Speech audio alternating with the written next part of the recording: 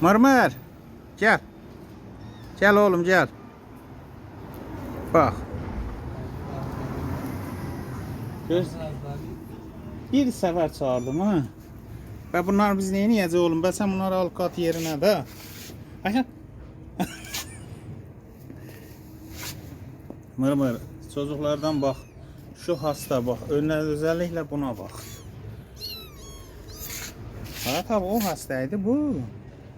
Bence ikisi de aynı şey. Rot balansı dağıtan budur. O birisi de. Budur. O birisi de.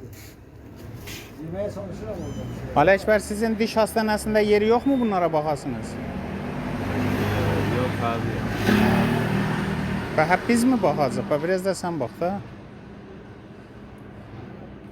Bak Hayat abi bana her gün fırça atıyor diyor bunları buradan götür. Şimdi bakın orada ne var?